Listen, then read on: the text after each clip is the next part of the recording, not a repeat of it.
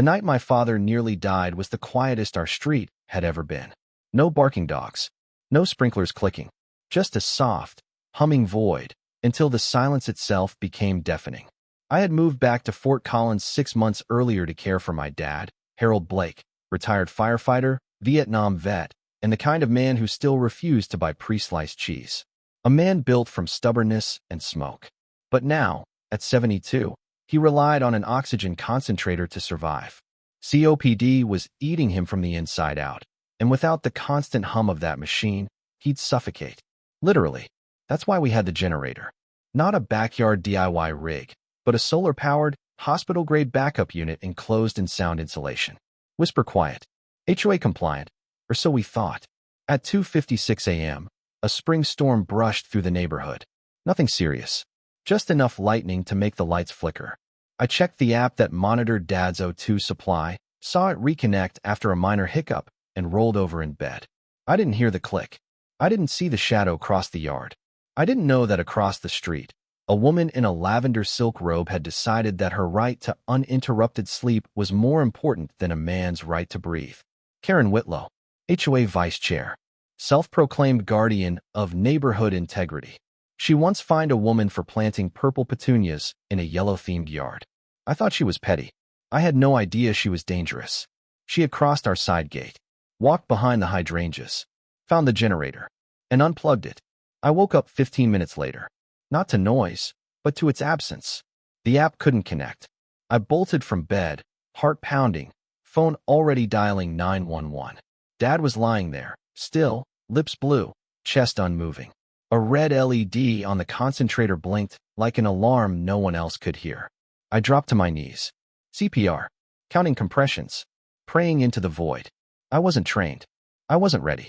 But I was all he had. The EMTs arrived in under 7 minutes. By then, my arms were jelly and my father's face had started to fade.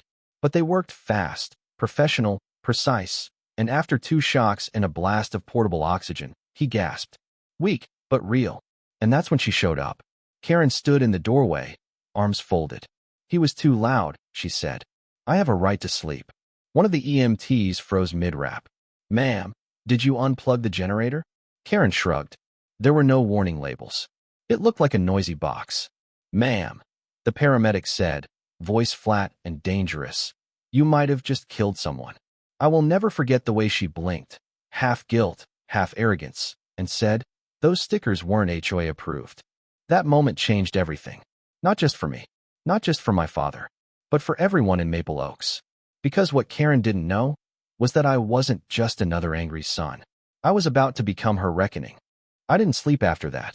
While the EMTs wheeled my father out under flashing red lights, I stood in the driveway gripping the paperwork they'd left behind. The incident report, vital signs, oxygen levels. My hands were shaking, but not from fear. From clarity. From rage. From the kind of emotion that sharpens you into something unbreakable. Karen hadn't made a mistake. She'd made a choice. A calculated one. And I was going to prove it. Inside, the generator still sat in the mulch like a silent witness. Its cord, heavy and limp, trailed across the patio where Karen had yanked it loose. I plugged it back in and powered up the system again, just in time to hear another familiar hum. This time, though, it was from outside. I looked out the window and saw them. Karen, Brent, and Linda. Karen, smug as ever, holding a clipboard like it was a badge of honor. Brent, HOA treasurer, balding, oily, wearing a collared shirt 2 sizes too tight, stood beside her like a second-rate mafia enforcer. Linda Cartwright, the secretary, hovered behind them, eyes low, jaw clenched. They were on my property. I stepped outside. Karen didn't even flinch. We're here to serve notice, Brent said, unfolding a thick packet of documents. Your generator installation violates Section 4B of the Maple Oaks Exterior Standards, which expressly forbids unauthorized equipment. This is medical, I cut in. Karen raised a hand like a queen silencing a peasant. Ethan, we understand your concern, but HOA standards apply to all residents. We must maintain consistency. You mean conformity. It's not personal, Karen said with the cold precision of someone who'd practiced the phrase. It's community standards. I took the notice. Bold red text screamed, urgent violation, across the top. No mention of my father. No mention of the near-death experience. Just boilerplate language about unauthorized noise-generating modifications. You do realize the police already have footage of you trespassing and unplugging the device, right? I asked. Karen's smile didn't waver. That's not how the law works. Brent chimed in with something about procedural discretion, but I was already scanning the document. No signatures. No timestamps. Just more flimsy bureaucracy printed on nice paper. And then I noticed something that stopped me cold. The ordinance they cited, the one about unauthorized emergency equipment, had a footnote. Effective date, April 12th. It was April 14th. 2 days ago. The rule didn't even exist when she unplugged the generator. They wrote it after the fact. Is this your idea of damage control? I asked. You nearly kill my father, then retroactively invent a rule to justify it. Karen didn't answer. But Linda, the quiet one, looked at me. And for a split second, I saw something in her eyes. Shame, guilt, fear. They left a minute later, leaving the violation notice fluttering in my hand like a middle finger dressed in legalese. I went back inside, locked the door, and sat down at the kitchen table across from the still-running oxygen concentrator. Then I opened my laptop. I started gathering everything. Emails from the HOA. Citations. Karen's long-winded rants on the neighborhood forum about visual disharmony and petty infractions. But what I found next wasn't from my inbox. It was from a neighbor. Her name was Marlene. She lived 2 blocks over. And she had screenshots. Screenshots from a private HOA board group chat that Karen had mistakenly included her in. One message was dated the night before the incident. If he won't move that generator, we'll make it happen. Rules are rules. My fingers trembled as I saved the files. That wasn't negligence. That was premeditation.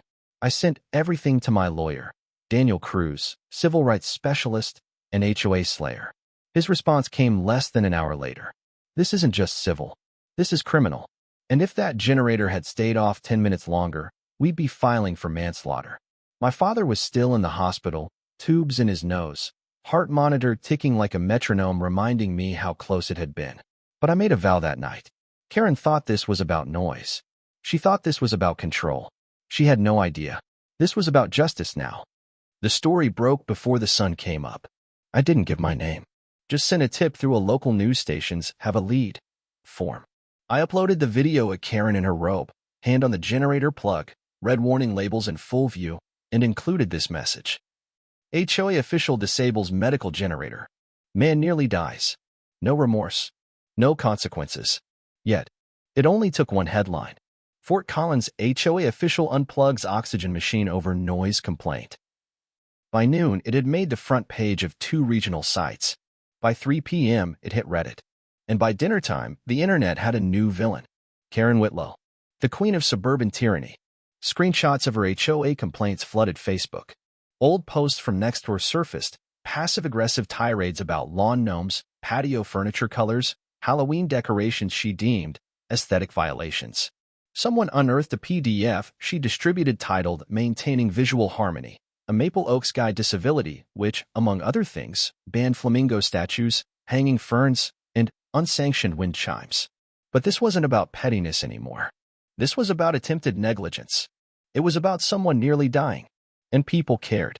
Comment threads lit up with stories of similar HOA nightmares. One person said their grandmother's lift chair was cited as unsightly. Another recalled a veteran being fined for flying the American flag. It was like the floodgates had opened, and Karen had become the face of all of it. Meanwhile, my lawyer Daniel was working overtime. He filed a formal criminal complaint with the DA, attaching footage of Karen trespassing, group chat screenshots from Marlene, the retroactive bylaw Karen authored, medical documentation from the hospital, email threads from HOA board members. It was airtight. More than enough for a criminal negligence charge and perhaps more. Then something I didn't expect happened. Sandra, the quiet board member, showed up at my door. She looked like she hadn't slept in days. Her hands clutched a manila envelope like it contained something radioactive. I can't be part of this anymore, she said quietly. Then she handed me the envelope and left.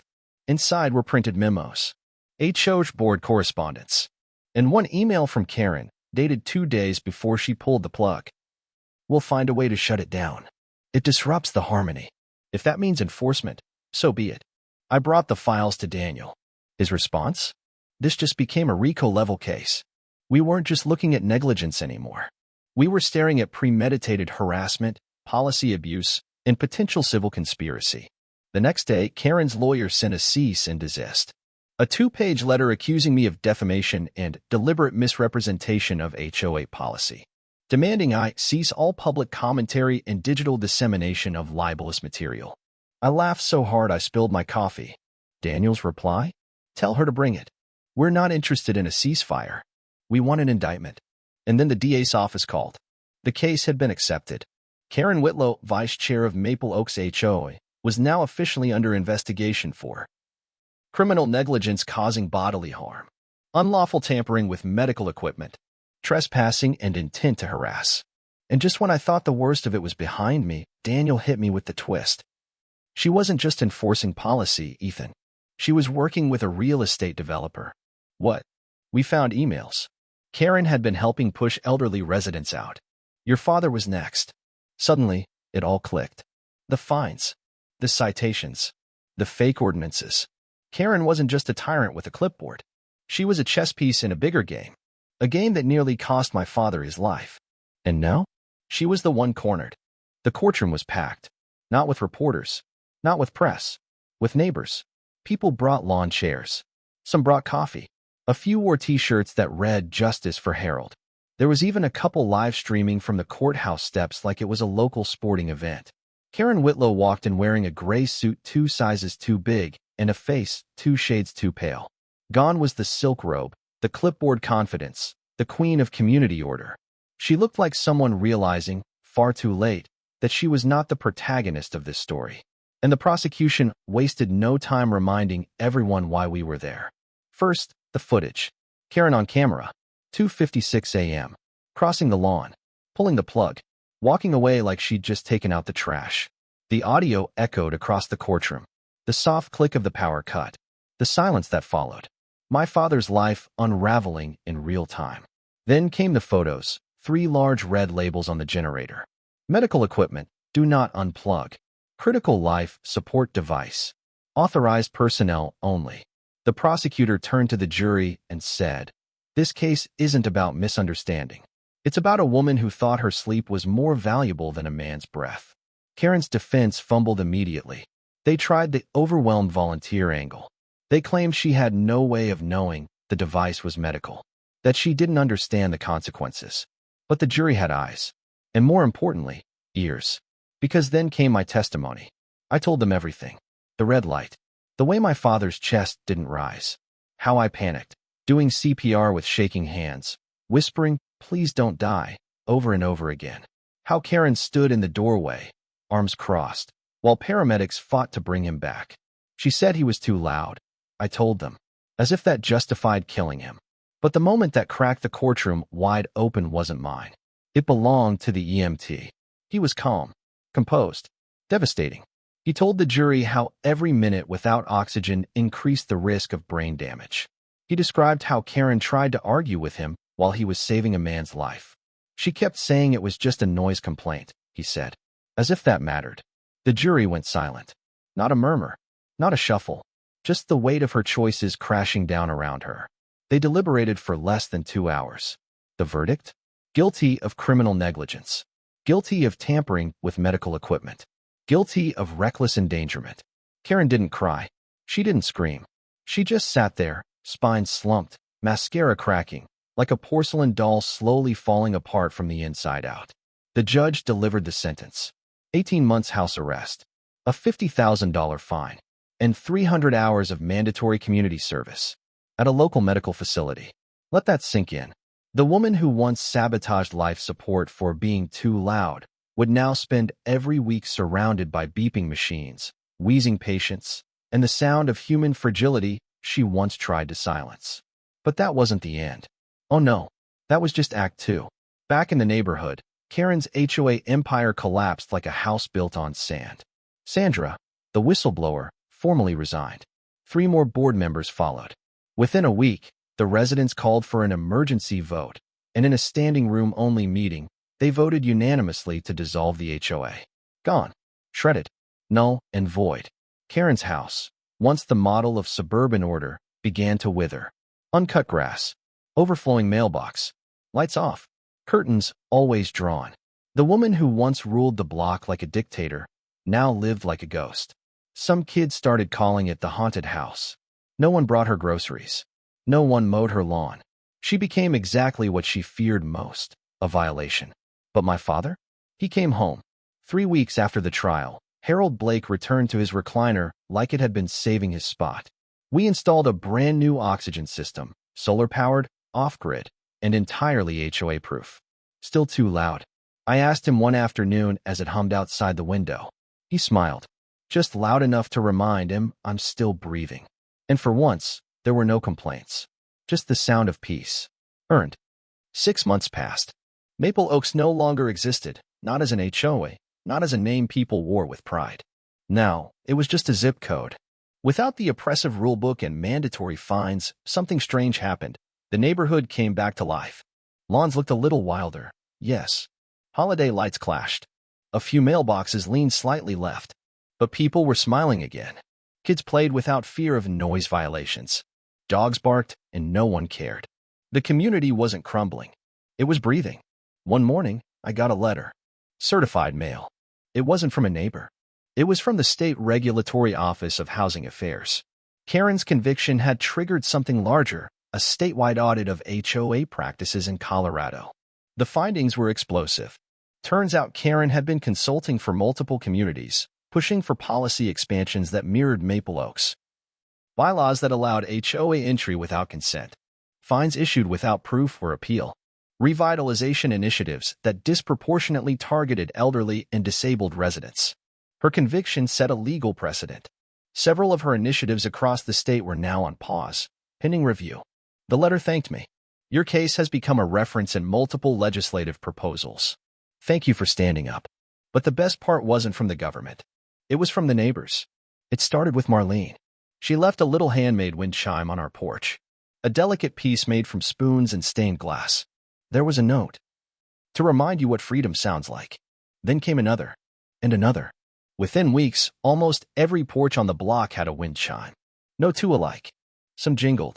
Some clinked. Some tinkled so softly you had to stand still to hear them. But they were everywhere, a collective act of defiance dressed as decoration. Karen had tried to ban them. Now, they sang louder than ever. One night, I walked past her house. The grass reached my knees. The shutters were still drawn. A package lay rotting by the door. And in fading chalk on the sidewalk, someone had written, "Rules are for safety, not for power." It would wash away with the next rain, but the message had already sunk in. At home, Dad sat by the window, a blanket over his knees, watching the wind dance through the backyard. The solar panels hummed quietly, powering the oxygen concentrator with the kind of confidence only freedom can generate. "Still running strong," I said, tapping the generator. He gave me a sideways smile. "Still too loud. Just loud enough." We sat in silence for a while. Not the kind that kills, but the kind that heals. Let me tell you something I've learned. The worst HOA abuse doesn't start with huge policies. It starts with one person, one clipboard, one ego convinced it knows what's best for everyone else. Left unchecked, that arrogance grows teeth, grows claws. It stops enforcing rules and starts writing them to serve itself. But when you push back, when you stand up, even just once, it changes things. You show others it's possible. You turn silence into sound. And sometimes, the smallest hum, a generator's breath, a chime in the breeze, is all it takes to start a revolution.